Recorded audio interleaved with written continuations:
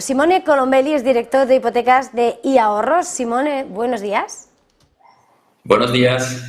Llegamos, lo estamos diciendo, el BCE subía tipos como estaba previsto, 25 puntos básicos, causa-efecto, tenemos al Euribor en el 4,15% en julio. ¿Qué supone esta última subida de tipos? Sí, el BCE ya nos comentó, ¿no?, que quería buscar con esta subida, que era calmar la demanda, reducir la inflación, y es lo que están intentando hacer cada vez con más fuerza. Y esta medida, principalmente para todos los hipotecados, significa una probable subida en aquellos que tienen una hipoteca tipo variable en los próximos meses.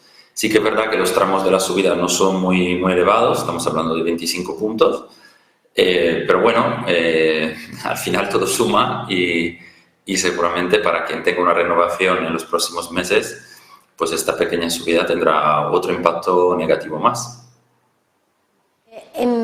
Hablando precisamente de lo que está por venir, luego ya si no entraremos más en cifras de lo que supone, bueno, yo te lo voy a preguntar ya, ¿qué supone hasta ahora lo que ha sido esa revalorización, decías, esa renovación de esa renta, de esa hipoteca variable? ¿Qué supone a estas alturas lo que es esta subida del Euribor desde que empezó la subida de tipos o con respecto a la última en lo que es el impacto de esas hipotecas?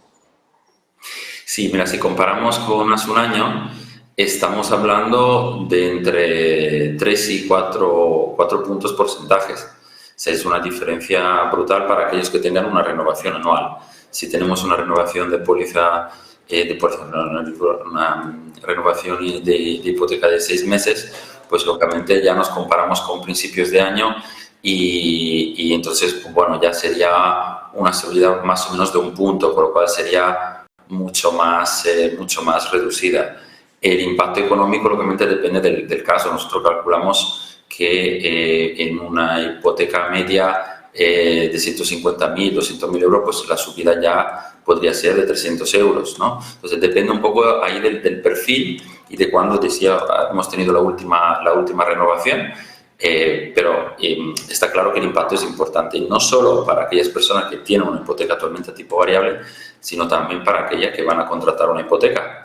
Porque si nosotros vayamos a contratar una hipoteca, aunque sea tipo fijo o a tipo mixto, está claro que el valor de referencia sigue siendo el Euribor para la banca. Por lo tanto, las condiciones que nos van consiguiendo en los próximos meses dependerán mucho de cómo fluctúa el Euribor en ese sentido.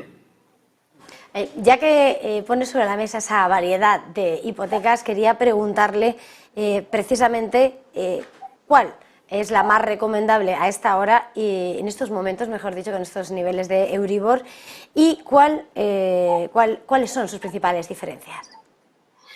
Bueno, lo primero es decir que la hipoteca perfecta no existe, ¿no?, porque depende del perfil. Cuanto más sólido y solvente es nuestro perfil, lógicamente más fácil será lograr unas buenas condiciones. Depende de la tipología de hipoteca. No es lo mismo pedir una hipoteca para nuestra primera casa, para inversión, para una casa en la playa. Entonces, bueno, al final hay muchas casuísticas. En línea general, actualmente las hipotecas a tipo mixto son una muy buena opción, porque lo que nos dan un poco lo mejor de las dos, ¿no?, de las dos opciones, la variable y la fija.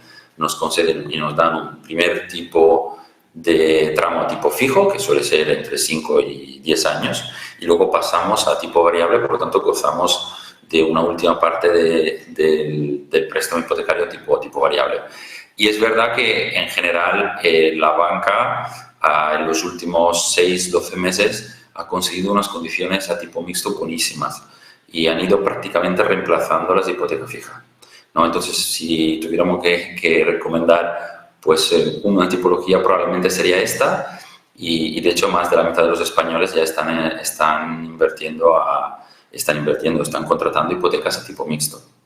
Apuntabas hace un momento, Simón, cómo de alguna manera la subida del Euribor es importante para los que contratan, no, para los que tenedores de una hipoteca variable, como para los que contratan una hipoteca. Precisamente sobre ese punto quería que incidiéramos. ¿Cuál ha sido el impacto en cuanto a volumen de hipotecas contratadas o cancelaciones? ¿Cuál ha sido el impacto en la accesibilidad de las viviendas? ¿Cómo lo miden desde iAhorro?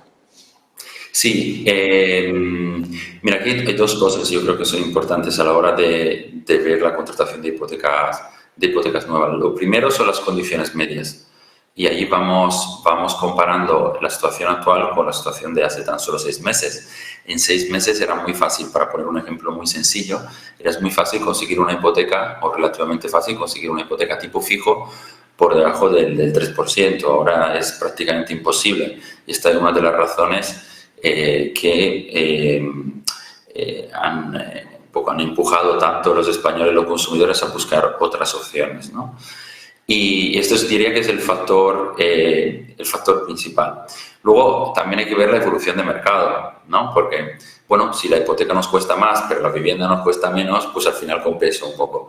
Pero el problema es que en España todavía no es el caso, sobre todo en las grandes ciudades. En realidad, los precios se han mantenido y hay ciudades como Madrid y Barcelona donde hasta ha crecido. Por lo tanto, estamos ante una situación mucho más compleja, sobre todo para jóvenes, a la hora de encontrar una vivienda, porque no solo las hipotecas son más caras, sino que en un entorno de este tipo lo habitual es que los precios poco a poco se vayan ajustando y todavía este efecto no se ha visto. Por lo tanto, digamos, estamos en una situación donde, pues bueno, es entendible que haya una caída del 20, del 30% interanual en la compraventas de inmuebles. En este escenario estábamos señalando cómo el culpable de todo esto es la subida del Euribor y el impacto que ha tenido hasta ahora. ¿Qué puede suponer si finalmente hay una pausa en septiembre? ¿Qué se puede esperar en ese Euribor? Sí, más o menos todos los directivos de la banca nos trasladan que su visión es que hasta mitad del año que viene no haya realmente, no vivamos una bajada, ¿no? Y en ese sentido sí que coincidimos porque estamos viendo pequeñas subidas y probablemente esa es un poco la tónica que seguirá a lo largo de este año. No nos esperamos ya grandes subidas porque ya las hemos vivido, tampoco nos esperamos bajada y lo más posible es eso, algún pasito adelante, tampoco va a ser nada drástico. Yo creo que sí que veremos una subida del Banco Central Europeo, quizá no sea en el mes de septiembre, pero la vamos a tener antes de Navidad seguro. Al final hay que tener en cuenta que el Banco Central Europeo se mueve un poco a la par con otros bancos centrales y en ese sentido la Fed americana es quien habitualmente impulsa, ¿no? Y ellos justamente dijeron hace poco que ya no iban a subir y han vuelto a subir. Con esto quiero decir que lo más probable es que una pequeña subida haya, pero que a nivel de condiciones hipotecarias no va a haber un cambio radical. El cambio radical en gran medida ya lo hemos vivido y probablemente habrá un pequeño empeoramiento, pero no muy grande, por lo menos de aquí hasta Navidad. Simón Colombelli, director de hipotecas de iAhorro, ha sido un placer. Gracias por este análisis. Feliz jornada, feliz negocio. A vosotros.